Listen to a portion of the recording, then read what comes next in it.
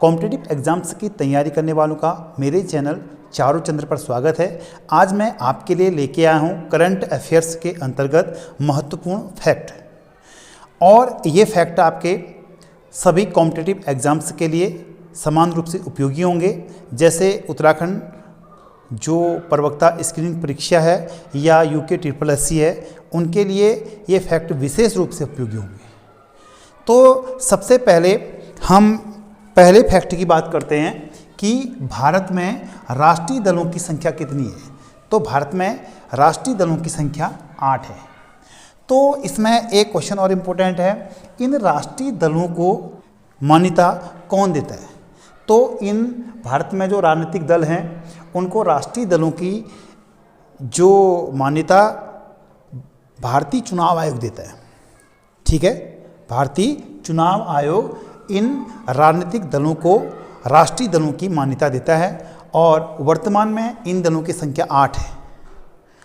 और इसमें पहले जो राजनीतिक दल थे वो 7 थे, लेकिन 2019 से इन दलों की संख्या आपकी 8 हो गई है। और 8वां जो दल है आपका national people's party, national people's party, और ये पार्टी के संगमा की है और इसका चुनाव चिन्ह पुस्तक है।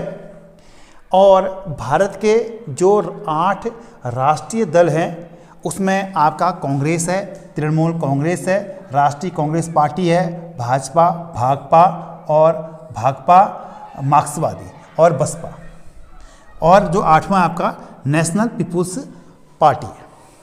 तो इन दलों को हम याद कैसे करें। कभी कभी कॉम्पिटिटिव एग्जाम्स में विकल्प ये भी आ जाते हैं कि 4 विकल्प दे दी जाएंगे, इनमें से कौन सी पार्टी नेशनल पार्टी है या राष्ट्रीय दल है, और या कौन सी पार्टी ऐसी है निम्नलिखित में से जो राष्ट्रीय पार्टी नहीं है। तो इसको याद करने के लिए सबसे अच्छा तरीका यह है कि इसमें मैंने क्या कर रखा है, आपका जो कांग्रेस शब्द है, इसमें कांग्रेस शब्द आप देख रहे होंगे ना।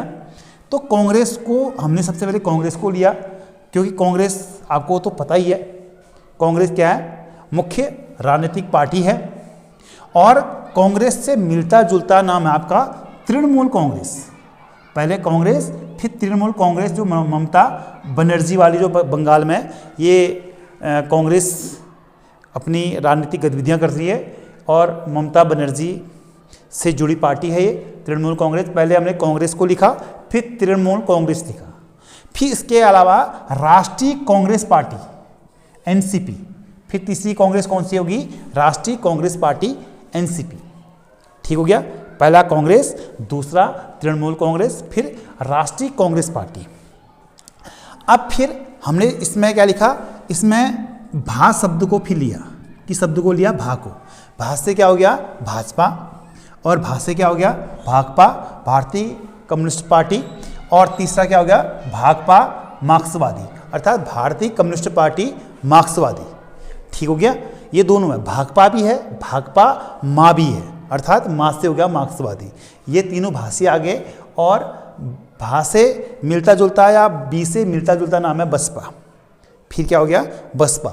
और उसके अलावा जो 8वीं पार्टी है आपका नेशनल पीपुल्स पार्टी, जो के संगमा के नेतृत्व वाली मैं बता रहा था, जिसका चुनाव चिन्ह पुस्तक है। तो आप इनको इस क्रम से लिख के याद करेंगे तो आपको 8 की 8 राजनीतिक पार्टी याद हो जाएंगे।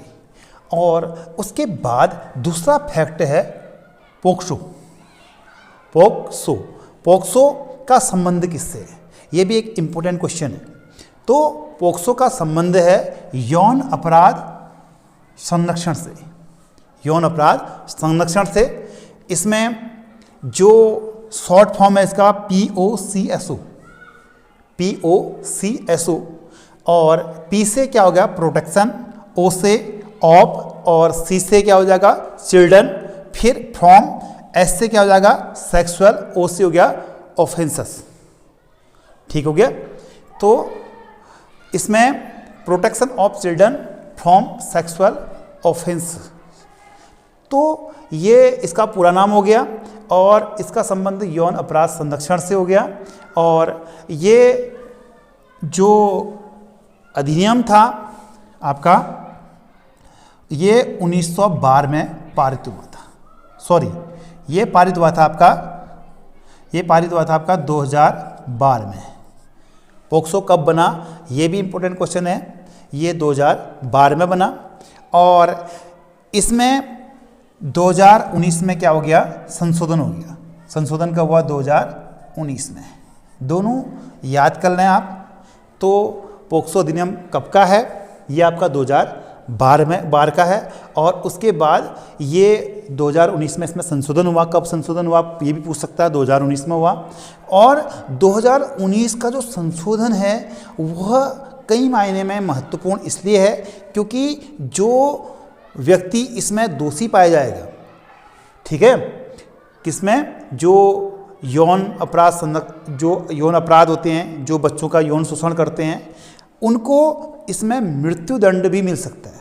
इसमें उनको मृत्युदंड भी मिल सकता है और इस मायने में ये 2019 का संशोधन महत्वपूर्ण है। मृत्युदंड तक का भी इसमें प्रावधान है और इसका फुल फॉर्म आ सकता है और इसका संबंध किससे है, यौन अपराध संरक्षण से है, ये भी आ सकता है। और 2012 में ये बना, ये भी आ सकता है और 2019 में इसमें संशोधन हो गया। इसमें 3 या 4 क्वेश्चन जो संभावित हैं क्वेश्चन आ सकते हैं, ठीक है। इसके बाद अगला फैक्ट है आपका ट्रैफिक नियम से जुड़ा, अर्थात मोटर वाहन अधिनियम। ये कब का है, ये बहुत इंपॉर्टेंट क्वेश्चन।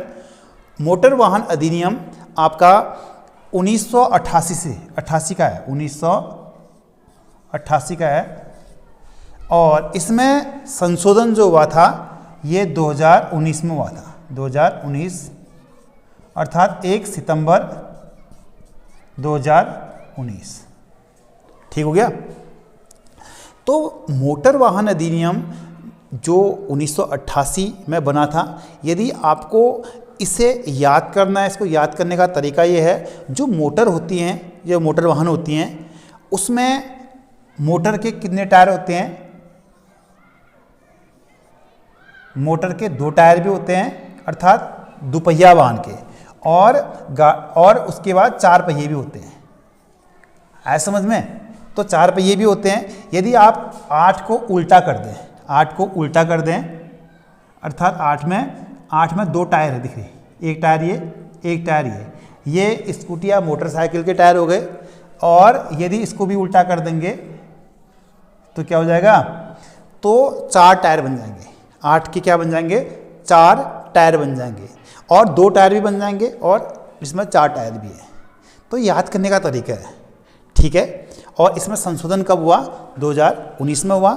इसमें बहुत कड़े प्रावधान आ गए हैं, ठीक है, इसमें बहुत ज़्यादा कड़े प्रावधान आ गए हैं ट्रैफिक के लिए, ठीक है।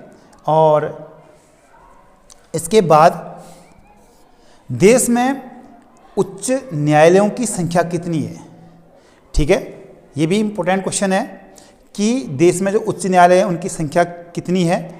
इसकी संख्या है 25, कितनी है, 25, ठीक हो गया। और 25वां जो उच्च न्यायालय कहाँ है, वो है आपका आंध्र प्रदेश का न्यायालय अमरावती, ठीक है।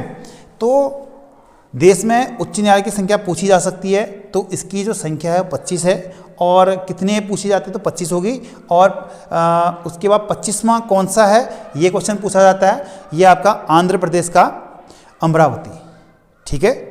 और इसको याद ऐसे करेंगे, आंध्र प्रदेश का है क्योंकि आंध्र प्रदेश राज्य भी हाल में ही आंध्र प्रदेश से तेलंगाना बना था और तेलंगाना में उनका जो हैदराबाद का जो क्षेत्र है वो आप तेलंगाना की राजधानी आ गई है और अमरावती में और उसके आसपास का जो क्षेत्र है वहाँ पर राजधानी बनाने की बात भी चल रही है। और अमरावती में ही क्या उनका आंध्र प्रदेश का क्या बन गया है, आपका उच्च न्यायालय भी बन गया है, हाई कोर्ट। और इसमें औ से आंध्र प्रदेश है और औ से ही अमरावती है, दोनों में एक समान शब्द हैं, औ से आंध्र प्रदेश और औ से अमरावती। आप इसको छोटी छोटी चीज़ें दिमाग में बिठा लेंगे तो आप ऑप्शनल जो क्वेश्चन आते हैं उसमें इस क्वेश्चन को आप सही कर सकते हैं। इसके अलावा अगला फैक्ट है आपका M777 और K9 क्या है, ठीक है। M777 और K9 क्या है, तो ये आपके ये तोप है। क्या है? तोप। क्या है? तोप हैं और जो भारतीय सेना में शामिल हो चुके हैं। ये भारतीय सेना में ये तोप शामिल हो चुके हैं। M777 अर्थात 777 और K9 ये क्या है? तोप है जो भारतीय सेना में शामिल हो चुके हैं। अगला फैक्ट है आपका कलवरी, खंडेरी, करंज और बेला। कलवरी, खंडेरी और करंज और बेला ये क्या है? ये क्वेश्चन भी पूछा जा सकता है क्योंकि 2019-20 के समय ये चीज़ें बड़ी हाईलाइट थी। तो ये है आपका स्कॉर्पियन श्रेणी की पनडुब्बी। ये क्या है? स्कॉर्पियन श्रेणी की क्या है? पनडुब्बियाँ हैं। ठीक है, तो इनको आप याद कर लें। इसमें के से, इसमें सारे ये 3 शब्द के से जुड़े हैं। के फॉर कलवरी और के फॉर और आपका करंज और खंडेरी में भी जो के, इसमें से भी के निकलता है और इसमें हालांकि वेला अलग शब्द है। ठीक है, आया समझ में? तो कलवरी, खंडेरी, करंज और वेला ये क्या है? ये स्कॉर्पियन श्रेणी की क्या है? पनडुब्बी है। और इसके बाद ये एक और बहुत इंपॉर्टेंट फैक्ट है राफेल। राफेल के बारे में कहा जाता है कि ये विश्व का सर्वाधिक लड़ाकू विमानों में से एक है। विश्व का सर्वाधिक जो लड़ाकू विमान है उनमें से भी इसकी गिनती होती है। और यह किस देश से प्राप्त हुआ है? ये क्वेश्चन पूछा जा सकता है। कौन? राफेल। वैसे जो राफेल थे ये एक चित्रकार थे। ठीक है, पुनर्जागरण काल में यूरोप में। तो ये भी एक, अगर विकल्प में यही आता है कि राफेल क्या है, अगर विकल्प में लड़ाकू विमान नहीं आता है तो विकल्प क्या हो जाएगा? इसका सही उत्तर हो जाएगा एक चित्रकार। ठीक हो गया।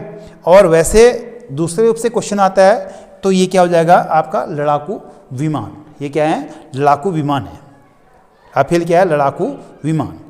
जैसे ये भी आ सकता है कि पनडुब्बी है, लड़ाकू विमान है और रॉकेट है, या क्या है? इस प्रकार से विकल्प भी पूछे जाते हैं। तो इसका उत्तर हो गया आपका लड़ाकू विमान। और सबसे इंपॉर्टेंट क्वेश्चन है ये किस देश से प्राप्त हुआ? ये हुआ आपका फ्रांस से। और इसमें भी ये क्वेश्चन पूछा जा सकता है कि किस देश से प्राप्त हुआ? विकल्प में अमेरिका दे देगा, इटली दे देगा, या जर्मनी दे देगा और फ्रांस दे देगा। तो इसका उत्तर आपका फ्रांस है।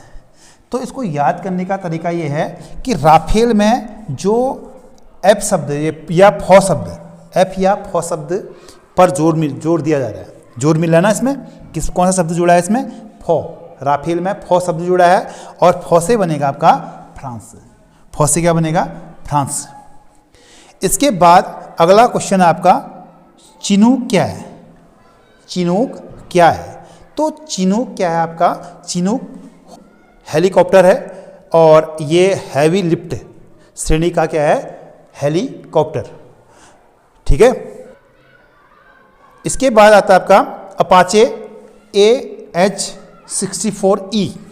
Apache AH-64E। ठीक है, तो अपाचे क्या है? तो अपाचे AH-64E क्या है? ये है आपका, ये भी लड़ाकू श्रेणी का हेलीकॉप्टर है। लड़ाकू श्रेणी का हेलीकॉप्टर है। और इसके बाद आता है आपका ACGS वराह। ACGS वराह ये क्या है? ये है आपका भारतीय तटरक्षक बल का गश्ती पोत। ये आपका भारतीय तटरक्षक बल का गश्ती पोत। तो गश्ती जो तटरक्षा एक फोर्स है, भारतीय तटरक्षा जो बल की स्थापना 1978 में हुई और जो भारत के जो 9 राज्य जो समुद्र से जुड़े हैं और उन क्षेत्रों में क्या करती है? ये उनकी रक्षा करती है। ठीक है, और उनमें पेट्रोलिंग करती है। तो इस पेट्रोलिंग को दुरुस्त करने के लिए ACGS वराह नाम का यहाँ पर क्या बनाया गया? गश्ती पोत किसको सौंपा गया है? आपका तटरक्षक बल को। अर्थात तटरक्षक बल का यह आपका गश्ती पोत है। ये क्या है? गश्ती पोत है। किसका? भारतीय तटरक्षा बल का, कोस्टल गार्ड। कोस्टल गार्ड इसके माध्यम से क्या करती है, गश्ती लगाती है। अब इसके अलावा अगला फैक्ट है आपका हेलिना। हेलिना क्या है? तो हेलिना आपका टैंक रोधी मिसाइल। ये क्या है आपका? टैंक रोधी मिसाइल। तो टैंक रोधी मिसाइल नाग भी था, और टैंक रोधी मिसाइल नाग था, तो नाग का ही ये प्रारूप है। कौन सा? हेलिना। ठीक हो गया, हेलिना। हेलिना क्या है? टैंक रोधी मिसाइल। तो आज का यह टॉपिक हमारा करंट अफेयर्स के महत्वपूर्ण फैक्टों से था। यदि आपको ये वीडियो पसंद है या ये वीडियो आपको पसंद आई तो आप मेरे चैनल चारुचंद्र को सब्सक्राइब कर सकते हैं और अधिक से अधिक लोगों को शेयर कीजिए, और ताकि वो भी इसका लाभ उठा सकें।